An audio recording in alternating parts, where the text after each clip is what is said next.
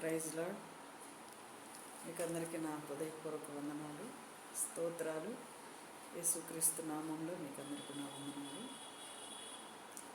ఈరోజు పాత నిబంధన గ్రంథంలో నుంచి కొత్త చరిత్ర నేను గుర్తు చేయాలని నేను వీడియో తీస్తున్నానండి. ఈ వాక్యంని శ్రద్ధగా మీరు వింటారని నేను అనుకుంటున్నాను.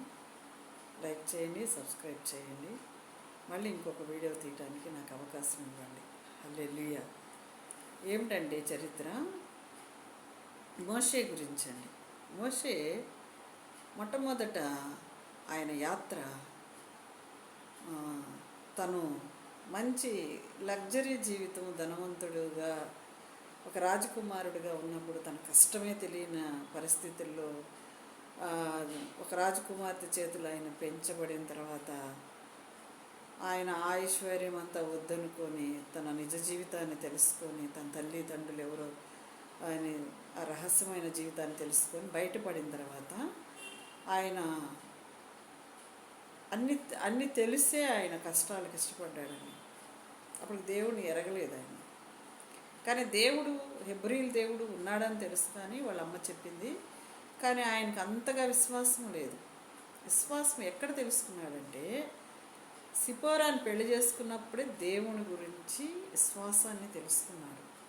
ఎలా మనకు అర్థమైందంటే అదంతా రాయలేదు, కానీ మోషే ధర్మశాస్త్రంలో నిర్గమకాండంలో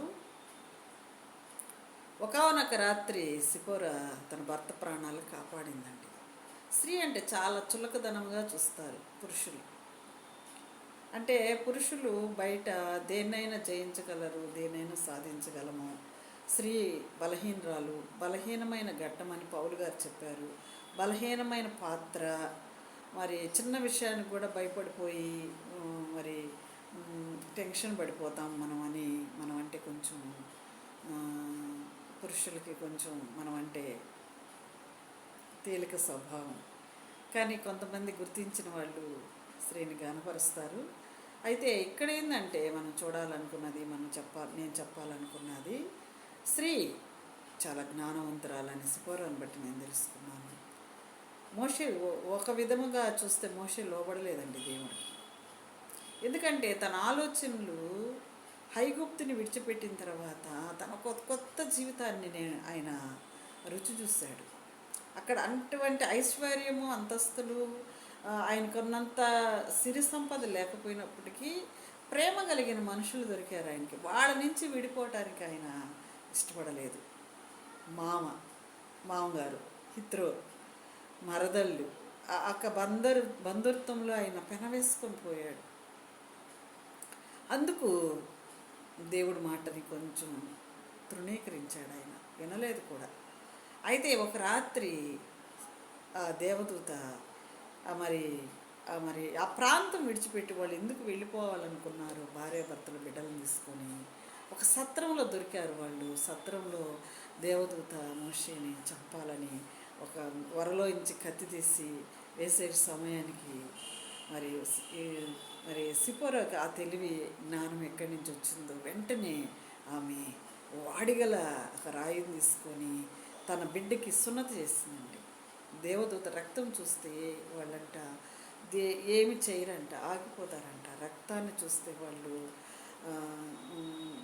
చంపలేకపోయారంట. బైబిల్ గ్రంథంలో రాయబడి ఉంది. చూడండి, మన కుటుంబాలను కూడా మనం తెలివిగా రక్షించుకోవాలి. విడిచిపెట్టేయటము, వదిలిపెట్టేయటం కారణాలు ఏమైనా కావచ్చు, కానీ కుటుంబాన్ని మాత్రం మనం ఆత్మీయంగా మన ఆత్మీయ గుడారం కట్టుకున్నప్పుడు మరి ఆత్మ బలముతో వాళ్ళనందరం మనం అలాగే జ్ఞానంతో రక్షించుకోవాలి. హల్లెలూయా. అలాగే అబీగయలు కూడా చాలా జ్ఞానముతో వ్యవహరించింది. ఎలాగంటే దావీదు రాజు అరణ్యంలో ఉన్నప్పుడు తన భర్త మోటువాడు, మొరటవాడు, త్రాగుబోతు కాబట్టి ఆయన పలికిన కొన్ని వ్యతిరేకమైన మాటలకి కోపం వచ్చి దావీదు చంపాలని వారింట్లో ఇంకా ఒక మగ పిల్లవాడైన వంశమైనా లేకుండా నేను చేస్తానని చెప్పి సైన్యంతో 40 మంది యుద్ధవీరులతో ఆయన వస్తున్నప్పుడు ఆమె తెలివిగా మరి మరి తన చెలికత్తెలను తీసుకొని ఎదురెళ్ళిపోయి ఆయన కోపాన్ని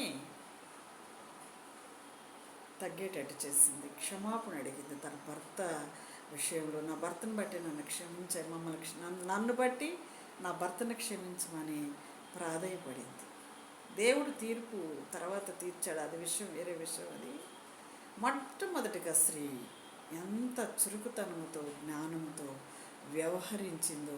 ఈరోజు స్త్రీలు ఆ తెలివి జ్ఞానం లేకనే చాలా పొరపాట్లు చేసేస్తూ సరిదిద్దుకోలేని, మళ్ళీ దిద్దుకోలేనంత పొరపాటు చేసి కాపురాలను చిన్నాభిన్నం చేసుకుంటున్న సహోదరులారా, మనం ధర్మశాస్త్రం ధ్యానిస్తే మనమేంటో, మన బలమేమిటో, స్త్రీకున్న ప్రాధాన్యత ఏమిటో మీరు తెలుసుకుంటారు. హల్లెలూయా. ఈ షార్ట్ మెసేజ్ని మీరందరూ విని ఆశీర్వదించబడును గాక. ఆమేన్.